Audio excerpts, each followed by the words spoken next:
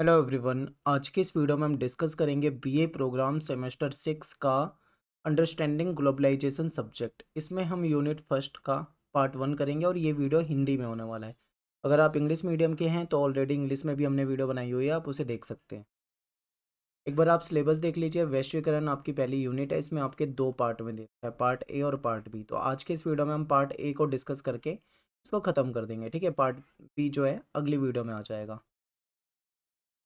देखिए, इस चैप्टर में से केवल 4 क्वेश्चन बनते हैं जो कि आपके पेपर में पूछे जाते हैं। तो इन 4 क्वेश्चन में से ही आपके पेपर में कोई ना कोई क्वेश्चन आएगा। तो ये चारों क्वेश्चन अगर आप तैयार कर लेते हैं तो आपका ये चैप्टर कंप्लीट हो जाएगा, ठीक है। और इस वीडियो लेक्चर की जो पीडीएफ है आपको हमारे जो टेलीग्राम ग्रुप है यहाँ पे मिल जाएगी। तो एकलव्य स्नातक 1 के नाम से हमारा टेलीग्राम पे ग्रुप है, आप उसमें जाइए, उसे ज्वाइन कीजिए और वहाँ से पीडीएफ को डाउनलोड कर लो।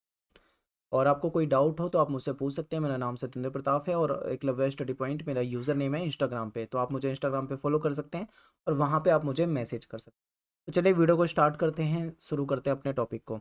तो वैश्वीकरण क्या है, सबसे पहले ये समझिए। देखिए, वैश्वीकरण क्या है, एक ऐसा कॉन्सेप्ट है जिसके जरिए पूरी दुनिया में ये जो बाउंड्री होती है, सीमाएं होती है, इस सिस्टम को ख़त्म करना है। यानी कि व्यापार के मामले में किसी भी देश का व्यापार किसी भी देश से हो जाए, ये चीज़ें ध्यान में रख के वैश्वीकरण की धारणा को बनाया गया है, ठीक है। तो देखते हैं, वैश्वीकरण एक आर्थिक संकल्पना है, लेकिन इसके राजनीतिक प्रभाव भी होते हैं, इसके सामाजिक प्रभाव भी होते हैं, सांस्कृतिक प्रभाव भी होते हैं और इसके प्रौद्योगिकी के क्षेत्र में भी आपको प्रभाव देखने को मिलेंगे, ठीक है। तो जब इसके इतने सारे क्षेत्रों में इसके प्रभाव देखने को मिलते हैं, इसीलिए इसको क्या बोला जाता है, एक बहुआयामी धारणा बोला जाता है। याद रखिए, वैश्वीकरण एक आर्थिक संकल्पना है, लेकिन इसके राजनीतिक, सामाजिक, सांस्कृतिक प्रभाव भी होते हैं, इसीलिए इसको क्या बोलते हैं, बहुआयामी धारणा। और वैश्वीकरण का अर्थ है भौगोलिक सीमाओं का ना होना। यानी कि जब एक देश दूसरे देश से बिना किसी प्रतिबंध के आसानी से व्यापार कर सके, वहाँ की चीज़ों को इंपोर्ट एक्सपोर्ट किया जा सके आसानी से, ठीक है, कोई वहाँ पे ज़्यादा बंधन ना हो, कोई हार्ड रूल्स ना हो, तो ऐसे में हम कह सकते हैं कि वैश्वीकरण जो है कहीं ना कहीं इनके बीच में है। अर्थात हम ये भी कह सकते हैं कि भौगोलिक दूरी जो होती है, जो बाउंड्री होती है विभिन्न देशों के बीच में, उसको समाप्त करना। अब यहाँ पे बाउंड्री को समाप्त करने का मतलब ये नहीं है कि दोनों देशों को आपस में मर्ज कर देना है, जोड़ देना, नहीं। इसका मतलब है कि बाउंड्री जो होती है उसके बंधन को नहीं मानना है, ठीक है। व्यापार दोनों के बीच में आसानी से हो जाएगा, दो देशों के बीच में या अधिक देशों के बीच में, यही वैश्वीकरण है।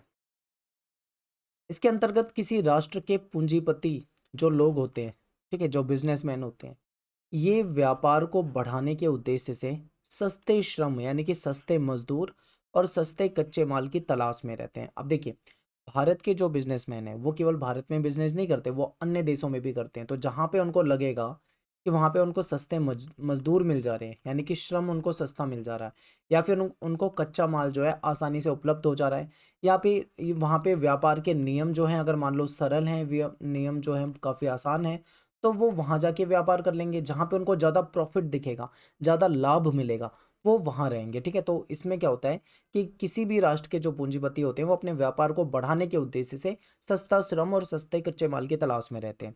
आज वैश्वीकरण के कारण राष्ट्रों के बीच में दूरियां जो है वो कम हो रही हैं। अब आसानी से व्यापार हो जाता है दुनिया के देशों में। भारत का व्यापार अमेरिका से हो जाएगा, भारत का व्यापार इजराइल से हो जाएगा, दूर दूर के देशों से हो जाएगा, अरब कंट्री से हो जाएगा। ये क्यों पॉसिबल हो पाया, कहीं ना कहीं वैश्वीकरण की धारणा के कारण, ठीक है। और मुक्त व्यापार का कॉन्सेप्ट है, फ्री ट्रेड होगा, नियम कम से कम होंगे, ठीक है। बहुत सारी चीजें हैं, कई सारी संधियां होती हैं विभिन्न देशों के बीच में, तो ये सब वैश्वीकरण के कारण ही हो पाया है। और आज हम देखें तो वैश्विक बाजार तैयार हो रहा है पूरी दुनिया में। वैश्वीकरण ने संपूर्ण राष्ट्रों को एक करके वैश्विक ग्राम की संकल्पना प्रस्तुत करी है। आज पूरी दुनिया जो है वो एक हो चुकी है वैश्वीकरण के कारण, और पूरी दुनिया को हम वैश्विक ग्राम के रूप में देख सकते हैं। और एक चीज सबसे इंपॉर्टेंट, देखिए, ये जो वैश्वीकरण है ना कहीं पूंजीवाद से संबंधित। अगर आपने, तो पूंजीवाद में क्या होता था, इसमें भी फ्री ट्रेड की बात होती थी, ज़्यादा से ज़्यादा मुक्त व्यापार होना चाहिए, ठीक है, मुक्त व्यापार। इसमें क्या होता है, ज़्यादा से ज़्यादा कंपटीशन की बात होती है कि ज़्यादा से ज़्यादा प्रतिस्पर्धा होनी चाहिए, अधिक से अधिक लाभ कमाने की बात होती है। तो ये सारी चीज़ें जो पूंजीवाद में होती है वो कहीं ना कहीं वैश्वीकरण से भी जुड़ी हुई हैं। तो इसीलिए कुछ लोग जो पूंजीवाद को पसंद नहीं करते वो वैश्वीकरण को भी पसंद नहीं करते हैं, ठीक है। तो आज हम कह सकते हैं कि विश्व भर में पूंजीवाद और नव उदारवाद को बढ़ावा मिला है। अब उदारवाद क्या है, अपनी जो नीतियाँ होती है उसको लिबरल बनाना, ठीक है? जैसे भारत, मैं एक एग्ज़ाम्पल देता हूँ आपको तब समझ में आएगा। भारत ने भी उदारवाद को अपनाया था, यानी अपनी अर्थव्यवस्था का उदारीकरण किया था। पहले क्या होता था, पहले हमारे दिमाग में एक चीज़ होती थी कि हमें संरक्षणवाद अपनाना है। हमने संरक्षणवाद को अपनाया हुआ था। संरक्षणवाद में क्या होता है बच्चे, ध्यान से समझिए आप इस चीज़ को, ठीक है? संरक्षणवाद क्या होता है, एक सोच है। इसमें ये कहा जाता है कि हम भारत के लोग हैं, हम अपने देश में जो हमारे देश की जो कंपनियाँ हैं, जिसको मैं यहाँ पे देसी कंपनी कह देता हूँ, ठीक है? देश की जो कंपनी है, देश की कंपनी जो भी प्रोडक्ट बनाएगी, यानी जो भी मैन्युफैक्चरिंग करेगी, ठीक है? जो भी विनिर्माण करेगी, जो भी वो प्रोडक्ट बनाती है, हम क्या करेंगे, अपने देश में बना हुआ जो प्रोडक्ट है उसको ही खरीदेंगे। उससे क्या होगा, उससे हमको, हमारे देश को लाभ होगा, जो हमारा पैसा है वो हमारे देश की कंपनियों को जाएगा, उससे जो टैक्स होगा हमारी सरकार को मिलेगा। मतलब कहीं न कहीं हम ये सोच रहे हैं कि संरक्षणवाद की नीति को अपनाएँगे, तो देश की कंपनियों को लाभ होगा, ठीक है? इस चीज़ को हमने अपनाया अभी था। बाहर की कंपनियों से आने वाले माल पे जो भी प्रोडक्ट आता है, उस पे ज़्यादा से ज़्यादा सरकार टैक्स लगा देगी, ताकि वो महँगा हो जाए।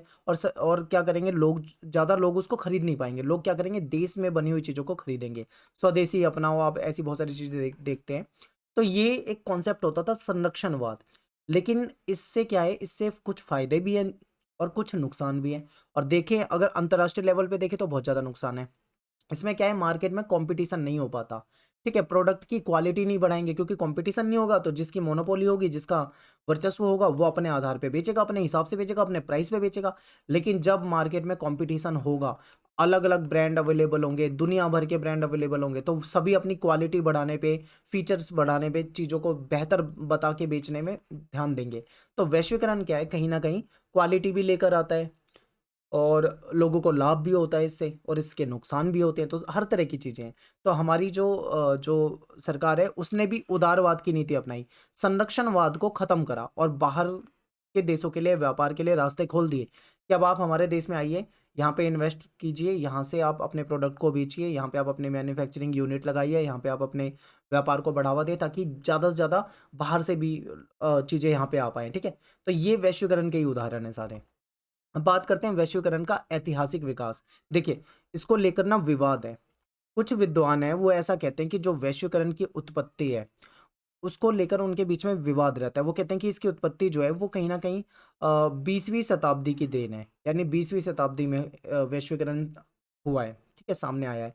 लेकिन अगर सच में देखें, रियलिटी में देखें, तो ऐसा नहीं है। वैश्वीकरण आज की देन नहीं है, बल्कि ये प्राचीन समय में भी है, मध्य समय में भी है, मध्यकाल में, प्राचीन काल में हमेशा देखने को मिला है, ठीक है? रूप अलग-अलग रहे, अलग-अलग समय में वैश्वीकरण के अलग-अलग रूप रहे हैं। लेकिन वैश्वीकरण पहले से अवेलेबल है। तो यहाँ पे समझिए, कुछ विद्वान का मत है कि इसका स्वरूप तो प्राचीन काल से ही विकसित होता चला आ रहा है। यानी कि वैश्वीकरण जो है वो आज की देन नहीं है, बल्कि ये तो प्राचीन काल से ही चला आ रहा है। इतिहासकार जो है, जैसे मान लीजिए कोई इतिहासकार हो गया, कोई साधु हो गया, कोई महात्मा हो गए या राजा हो गए, ठीक है? ये क्या करते थे तब, धन के लिए, शक्ति के लिए, ज्ञान की खोज में, नए-नए रास्तों की तलाश में एक जगह से दूसरी जगह यात्रा करते थे। एक जगह से, एक देश से दूसरे देश में यात्रा करना भी वैश्वीकरण का ही पार्ट है। ठीक है? ये भी आपको याद रखना है। एग्ज़ाम्पल के लिए रेशम मार्ग जो है, जो चीन से लेकर यूरोप तक फैला हुआ था, जो विश्व के एक बड़े भूभाग को आपस में जोड़ता था, आर्थिक रूप से लोगों के जीवन को प्रभावित कर रहा था। तो ये वैश्वीकरण का प्रारंभिक चरण माना जा सकता है। तो हम ये नहीं बोलेंगे कि वैश्वीकरण वर्तमान समय में आया है या आधुनिक समय में आया है। प्राचीन समय में भी वैश्वीकरण देखने को मिलता था, ठीक है? अब वैश्वीकरण हर तरह से होता है। मान लो कोई वस्तु एक देश में बन रही है लेकिन दूसरे देश में बिक रही है, तो वो वैश्वीकरण है। लोग व्यापार के लिए, या फिर मान लो जानकारी लेने के लिए या घूमने के लिए ट्रैवल कर रहे हैं एक देश से दूसरे देश में, वो भी वैश्वीकरण का पार्ट हो जाएगा। अगर विचार, भारत के विचार अगर अमेरिका में जा रहे हैं और अमेरिका के लोग उसको मान रहे हैं, या फिर अमेरिका के पश्चिमी देशों की जो विचार हैं उसको भारत के लोग या हमारे देश के लोग अपना रहे हैं, तो विचारों को अपनाना भी वैश्वीकरण है। केवल आर्थिक परिप्रेक्ष्य में वैश्वीकरण को मत देखना, इसके राजनैतिक, सामाजिक, सांस्कृतिक हर तरह से वैश्वीकरण देखने को मिलता है, ठीक है? तो आप यहाँ पे समझ गए होंगे अच्छे तरीके से। आगे देखिए, वैश्वीकरण जो है वो प्राचीन समय से ही है। मध्यकाल में बात करें, प्राचीन काल में आप समझ गए, ये जो रेशम मार्ग था जहाँ से व्यापार होता था, ये आपने छोटी क्लासों में भी पढ़ा होगा।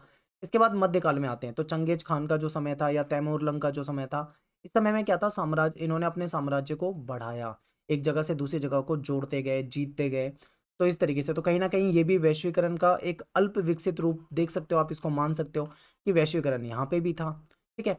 लेकिन वास्तविक वैश्वीकरण जो है, ग्लोबलाइजेशन जिसको हम कहते हैं, वास्तविक रियल में, वो उसकी शुरुआत कहीं ना कहीं आधुनिक काल में ही देखी जाती है। ठीक है, यानी ये प्राचीन काल में भी था, मध्यकाल में भी था, लेकिन रियल में जो इसका जो सबसे आप बेहतर मान सकते हो वो आधुनिक काल में देखने को मिलता है। क्या होता है कि औद्योगिक क्रांति हुई, औद्योगिक क्रांति हुई, ज़्यादा से ज़्यादा उद्योग लगाए जाने लगे, फिर यूरोप और अफ्रीकी देश के जो मध्य जो था व्यापारिक संपर्क संपर्क जो था, संबंध जो थे वो भी बढ़ने लगे थे। जब औद्योगिक क्रांति आई तो यूरोप और अफ्रीका के बीच में व्यापारिक संबंध बढ़े, तो यहाँ पे वैश्वीकरण काफ़ी तेजी से बढ़ा। 18वीं सदी में पुर्तगाल के जो व्यापारी थे, इन्होंने क्या करा, अफ्रीकी महाद्वीप में अपने व्यापार का प्रसार करते हुए फैक्ट्री बना दी। ठीक है, फैक्ट्रियों की स्थापना करनी शुरू कर दी। फिर एशिया, अफ्रीका, लैटिन अमेरिका, यहाँ पे औपनिवेशिक शासन व्यवस्था की भी स्थापना हुई। ये जो एशिया में आप देखोगे भारत जैसे देशों को गुलाम बना लिया, अफ्रीका में बहुत सारे देशों को गुलाम बना लिया, लैटिन अमेरिका में कुछ जगहों को गुलाम बना लिया, और ब्रिटेन जैसे देश, पुर्तगाल जैसे देश, फ्रांस जैसे देश जो इनको गुलाम बना रहे थे और यहाँ पे शासन चला रहे थे, औपनिवेशिक शासन चला रहे थे, ये भी कहीं ना कहीं वैश्वीकरण के कारण ही हुआ है। ठीक है, तो ये सारी चीजें हैं, ये सब आपको समझते हुए चलना है। 19वीं सदी का वैश्वीकरण जो है मुख्यतः औद्योगिकरण की प्रक्रियाओं से संबंधित था। यानी वैश्वीकरण प्राचीन समय में भी था, वैश्वीकरण आज भी है, लेकिन आज के समय में, आधुनिक समय में जो वैश्वीकरण है वो उसका बेहतर रूप आप उसको मान सकते हो। ठीक है, 19वीं सदी में क्या हुआ, वैश्वीकरण के तहत औद्योगिकरण की प्रक्रिया देखने को मिली। इसके अंतर्गत जो घरेलू लेवल पे जो वस्तुएं होती है उसका उत्पादन जो है वो काफी मतलब कम कीमतों पे होने लगा था। जनसंख्या बढ़ रही थी धीरे धीरे, तो वस्तुओं की डिमांड भी बढ़ रही थी, हमेशा डिमांड बनी रहती थी, तो ऐसे में जो ये उत्पादन होता था इसका लोगों को लाभ हो रहा था। महाशक्तियों की व्यापारिक नियंत्रण की जो चाह, जो महाशक्तियां थी वो हमेशा से ये चाहती थी कि दुनिया के व्यापार पे उनका नियंत्रण हो। इसी की चाह में उन्होंने साम्राज्यवाद का विस्तार किया। अब देखोगे एशिया के बहुत सारे देशों को ब्रिटेन ने अपना गुलाम बना लिया, अफ्रीका के बहुत सारे देशों को अपना गुलाम बना लिया, ऐसे लैटिन अमेरिका में भी आप देखोगे तो बहुत सारे देशों को वहां पे गुलाम बनाया गया। तो ये सब इसी के कारण हुआ है। ठीक है, इसके कारण कई सारी समस्याएं भी उत्पन्न हुई थी। तो वैश्वीकरण का जो इतिहास है अगर हम बात करें, तो आप ये मत कहना कि आधुनिक समय से, वो प्राचीन समय से, आपको पूरा इस तरीके से समझाना है। ठीक है, इसके बाद देखो कुछ विद्वान जो हैं वो ऐसा मानते हैं कि जो फर्स्ट वर्ल्ड वॉर हुआ था, वर्ल्ड वॉर फर्स्ट हुआ था, यानी कि पहला विश्व युद्ध हुआ था 1914 से 18, तो इससे पहले वैश्वीकरण का नेतृत्व जो था ब्रिटेन ने किया। लोग कहते हैं कि जो पहले विश्व युद्ध से पहले इसका नेतृत्व जो था वो ब्रिटेन ने किया, क्योंकि उसमें उस समय में ब्रिटेन सबसे ज़्यादा ताकतवर था। लेकिन जो सेकेंड वर्ल्ड वॉर होता है 1939 से 45 वाला, इसमें क्या होता है, इसके बाद अमेरिका ज़्यादा ताकतवर हो जाता है, तो कहते हैं उसके बाद का नेतृत्व जो है वो अमेरिका ने किया, ऐसा माना जाता है। 20वीं शताब्दी के मध्य में जिस वैश्वीकरण के युग की बात की जाती है, उसमें क्या होता है, मेनली 20वीं शताब्दी में, ध्यान रखिए, मल्टीनेशनल कंपनी, समय समय पे वैश्वीकरण का जो रूप है वो बदलता गया। अब के समय में जो एमएनसी हैं, मल्टीनेशनल कंपनियां हैं, इनका विस्तार हो रहा है। आज के समय में कोई देश दूसरे देश को गुलाम नहीं बना रहा डायरेक्ट, जैसे कि ब्रिटेन ने भारत को बनाया था, ऐसे गुलाम नहीं बनाया जाता। अब क्या करते हैं, दूसरे तरीके से अपनी एमएनसी, अपनी कंपनियां उधर फैला देंगे। ठीक है, और यूरोप और अमेरिका में स्थापित की एमएनसी बहुत सारी, और वैश्विक स्तर पर विज्ञान के क्षेत्र में बहुत सारी तकनीकी विकास हो गया, नया ज्ञान मिला। तो इस तरीके से हम कह सकते हैं कि क्या होता है, जो ये मल्टीनेशनल कंपनियां हैं ये दुनिया भर में अपने पैर पसार रही है, वहाँ पे लोगों को रोजगार भी देती हैं, वहाँ पे कार्य भी करते हैं, लेकिन वहाँ की सरकार पे कहीं ना कहीं इनका दबाव भी बनता है, क्योंकि इनसे फायदा भी होता है, सरकारों को भी, उन देशों को भी फायदा होता है। तो आज के समय में वैश्वीकरण का तरीका जो है, रूप जो है वो बदल चुका है, बस ये समझना है। और इस समय में अधिकांश वैज्ञानिक खोज भी हुई है जो जिनका संबंध सीधा पश्चिमी राष्ट्रों से, आपको पता होगा कि जितनी भी ज़्यादातर खोज हुई है वो कहीं ना कहीं पश्चिमी राष्ट्रों में ही होती है। ठीक है, हुई है। पश्चिमी संस्कृति जो है उसका प्रसार हुआ है, और उसके प्रसार के कारण जनसंचार, फिल्म, रेडियो, टेलीविज़न, ये सारी चीज़ें संभव हो पाई हैं। और टेलीविज़न के जरिए, फिल्मों के जरिए, संगीत के जरिए, जनसंचार के जरिए पश्चिमी संस्कृति जो है हमारे रगों रगों में आ चुकी है। आप देखोगे आज के समय में जो हमारा पुराना सांस्कृतिक जो पहनावा था, रहन सहन था, वो बिल्कुल बदलता जा रहा है। हम कहीं ना कहीं प्रभावित हो रहे हैं पश्चिमी देशों से, हम उनके जैसा पहनावा अपना रहे हैं, उनके जैसा मॉडर्न बनने की कोशिश कर रहे हैं। हालाँकि इससे हमारी संस्कृति का नुकसान है, हम अपनी संस्कृति को भूल के पश्चिमी देशों की तरह बनना चाह रहे हैं। लेकिन ये जो है ये वैश्वीकरण ही है, यानी हमारा सांस्कृतिक रूप से हमारा जो चेंजेस हमारे अंदर आ रहा है, तो ये वैश्वीकरण का सांस्कृतिक प्रभाव है। तो मैंने आपको स्टार्टिंग में ही बताया था वैश्वीकरण के बहुत सारे प्रभाव होते हैं, राजनीतिक भी, सामाजिक भी, सांस्कृतिक भी। तो ये सब वैश्वीकरण का पार्ट हो जाता है। ठीक है, आगे देखिए क्या होता है कि अंतरराष्ट्रीय यातायात और जनसंचार के माध्यम की भूमिका, वैश्वीकरण के प्रसार में निर्णायक साबित हुई। आज के समय में अगर हम देखें वैश्वीकरण इतनी तेजी से क्यों फैला, तो उसके पीछे कारण क्या था? अंतर्राष्ट्रीय यातायात। अब क्या है, आप भारत से अमेरिका आराम से जा सकते हो। आज के समय में क्या है, आपको फ्लाइट वगैरह अवेलेबल है, ठीक है, वायुयान के जरिए बहुत कम समय में जा सकते हैं। तो कहीं ना कहीं यातायात बहुत बड़ा रोल निभाता है वैश्वीकरण के बढ़ने में। फिर जनसंचार के माध्यम, इंटरनेट हो गया, ठीक है, या प्रिंट मीडिया हो गया, इन सब से भी कहीं ना कहीं वैश्वीकरण का प्रसार काफ़ी हुआ है। कुछ विद्वान ऐसा मानते हैं कि वैश्वीकरण शब्द का प्रचलन जो है वो 20वीं शताब्दी के अंतिम 2 दशक यानी कि 1980 और 1990 के दशक में, जब शीत युद्ध का अंत हो गया था, सोवियत संघ टूट गया था, तब ज्यादा मतलब इसका यूज होने लगा है वैश्वीकरण शब्द का, ठीक है। संक्षेप में अगर हम कहें, शॉर्ट में बताएं, तो हम कह सकते हैं कि वैश्वीकरण का वर्तमान स्वरूप जो है एक लंबे घटनाक्रम का परिणाम है। यानी वैश्वीकरण आज के समय में जो हम देख रहे हैं वो आज यानी आधुनिक समय में नहीं आया, बल्कि वो लंबे समय में, प्राचीन काल में भी था, मध्य काल में भी था, आधुनिक काल में भी था, इस तरीके से सामने आया, ठीक है। तो एक लंबे घटनाक्रम का परिणाम है, ये बता सकते हैं हम। एक टॉपिक है वैश्वीकरण, असहमति और विरोध। अब देखिए वैश्वीकरण जो है इसके फायदे भी हुए और इसकी नुकसान भी हुए, ठीक है, यानी इसके लाभ और हानि दोनों तरह की चीज। तो अब ऐसे में क्या है, वैश्वीकरण के फायदे और नुकसान दोनों हैं। तो कुछ लोग जो है इसका विरोध भी करते हैं, ठीक है, कुछ लोग इसका समर्थन भी करते हैं। तो वैश्वीकरण पे असहमति पे एक क्वेश्चन आ जाता है, पेपर में बहुत पूछा जाता है। तो समझिए, वैश्वीकरण को लेकर लोगों के मन में अलग अलग धारणाएं हैं। कुछ लोग वैश्वीकरण का समर्थन करते हैं, यानी कि उसको सही मानते हैं। तो कुछ लोग इसका विरोध करते हैं, यानी कि इसको गलत मानते हैं। इस प्रकार हम ये देखा गया है कि वैश्वीकरण को लेकर लोगों में असहमति भी है।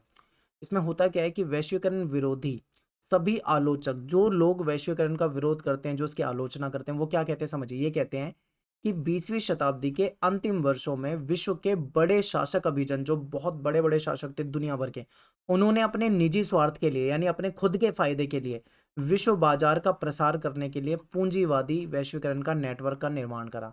यानी कि इनका कहने का मतलब है कि जो वैश्वीकरण के लिए जो ताकतवर देश थे, अमेरिका जैसे देश, पश्चिमी देश, इन्होंने क्या करा, अपने खुद के पर्सनल फायदे के लिए एक विश्व बाजार बनाया, एक व्यवस्था बनाई, और कहीं ना कहीं पूंजीवाद का प्रसार करा, पूंजीवाद का एक नेटवर्क बना दिया। इसमें जो संस्थाएं हैं, जैसे ब्रेटन वुड्स संस्था हो गई, जिसने डॉलर को मेन बनाया था, पश्चिम और पूर्व के जो विकसित और पूंजीवादी देश हो गए, और ये जो एमएनसी होती है, मल्टीनेशनल कंपनी हो गई, इन सब ने मिलकर, यानी मल्टीनेशनल कंपनी, विकसित देश और ब्रिटेन वुड्स संस्थाएं, इन सब ने मिलकर वैश्विक संरचनाएं मतलब पूरे विश्व में एक ऐसा सिस्टम, एक ऐसी रणनीति बना दी, एक ऐसा सिस्टम बना दिया कि पूरी दुनिया पे वैश्वीकरण थोप दिया। ऐसा एक ऐसी सिचुएशन बना दी कि अगर आप नहीं वैश्वीकरण में आओगे तो आप डूबोगे, आपको नुकसान होगा, यानी सबको इसमें कहीं ना कहीं फंसना पड़ेगा, ऐसा जाल बना दिया, आप ऐसा कह सकते हो। ऐसा कौन बोल रहे हैं? ऐसा वो बोल रहे हैं जो वैश्वीकरण की आलोचना करते हैं, जो उसका विरोध करते हैं। और क्या कहते हैं ये वैश्वीकरण के आलोचक? बड़ी बड़ी बहुराष्ट्रीय कंपनियों को अनियंत्रित सत्ता, व्यापार समझौते और कमजोर नियंत्रण वाले वित्तीय बाजारों के माध्यम से उस सत्ता का क्रियान्वयन का विरोध करते हैं। देखिए ये कहते हैं कि ये जो ताकतवर देश हैं, इन्होंने क्या करा, बड़े बड़े व्यापार समझौते कर लिए, ठीक है, बड़ी बड़ी जो मल्टीनेशनल कंपनियां हैं वो स्थापित कर दी दूसरे देशों में, उनके बाजारों पे नियंत्रण कर लिया है। अब वो चला रहे हैं दुनिया के बाजारों को कहीं ना कहीं चालाकी से। ये कहना चाह रहे हैं। आगे क्या आरोप लगाते हैं ये भी समझिए। ये कहते हैं कि जो बहुराष्ट्रीय कंपनियां हैं, ये ज़्यादा से ज़्यादा लाभ कमाने के चक्कर में रहती हैं, और जो मजदूर होते हैं उनकी सुरक्षा का ध्यान नहीं रखती हैं, उनको काम पे लगाती हैं, उनको मान लो उनके साथ कोई हादसा हो जाए तो उनको मुआवजा देने में, या फिर उनको सही से काम देने में आनाकानी करती हैं। पर्यावरण के संरक्षण के जो मानक हैं उसको भी नहीं मानती हैं, और स्वतंत्रता और संप्रभुता की जो शर्त है उसका भी उल्लंघन करती हैं एमएनसी कंपनियां, मल्टीनेशनल कंपनियां जो हैं, उन पे आरोप लगा रहे हैं, ठीक है। आगे क्या बोलते हैं ये समझिए। वैश्वीकरण कहते हैं कि वैश्वीकरण के दबाव के अंतर्गत पिछले 30 साल में विकासशील देशों की पूंजी बाजारों की संरचना और उनका आकार जो है वो तेजी से परिवर्तित हो गया। क्यों? क्योंकि विकासशील देश जो थे वो कमजोर देश थे, तो विकसित देशों ने कहीं ना कहीं अपना दबाव बना के उनकी व्यवस्था को अपने कंट्रोल में ले लिया, ऐसा कहना चाह रहे हैं, ठीक है। आगे देखिए, पूंजी बाजारों से नियंत्रण हटाने पर बल देना, अंतर्राष्ट्रीय मुद्रा कोष जैसे या विश्व बैंक जैसे जो बड़े बड़े संगठन हैं, कहीं ना कहीं इन्होंने भी पश्चिमी देशों को के हित के लिए ही काम करा है, यानी पश्चिमी देशों के लिए ही काम किया है, ऐसा कहा जाता है, ठीक है। और एक पूरा ऐसा इकोसिस्टम बना दिया पूरी दुनिया में, जिससे कि जो अंतर्राष्ट्रीय रूप में देखें तो पूंजी का प्रवाह आसान कर दिया। क्योंकि आज के समय में कोई भी देश डॉलर को मेन मुद्रा मानकर व्यापार करता है, ठीक है। ये सारा का सारा सिस्टम क्या है, ये ब्रेटन वुड प्रणाली और ये विश्व बैंक, अंतर्राष्ट्रीय मुद्रा कोष, इन सब की देन है ये, कि आज डॉलर को मेन मुद्रा मान के पूरी दुनिया में व्यापार आसानी से हो जाता है, ठीक है। पूंजी जो है आसानी से एक जगह से दूसरी जगह पहुंच जाती है। इसके अलावा कई अंतर्राष्ट्रीय संधि हुई है, बहुत सारे समझौते हुए हैं, जिसके द्वारा विकासशील देशों के पूंजी बाजारों को खोलने पे बल दिया है कि आप अपने बाजारों को दुनिया के लिए खोल दो, ठीक है। पूंजीवादी वैश्वीकरण के विरुद्ध संपूर्ण विश्व में दो स्तर पे संघर्ष चला रहे हैं। अब देखिए, जो पूंजीवादी लोग हैं वो कहीं ना कहीं वैश्वीकरण को पसंद करते हैं, ठीक है। पूंजीवादी लोग वैश्वीकरण को पसंद करते हैं, लेकिन जो लोग पूंजीवादी व्यवस्था को पसंद नहीं करते वो इसका विरोध करते हैं। तो ऐसे में दो लेवल पे जो विरोध है वो हो रहा है। एक तो जमीनी लामबंदी यानी जमीनी लेवल पे लोगों को एकजुट करना, दूसरी तरफ वैश्विक स्तर पे यानी बड़े लेवल पे डायरेक्ट कार्रवाई करना, या फिर बड़े बड़े क्या है उसमें मुहिम चलाए जाते हैं, आंदोलन होते हैं।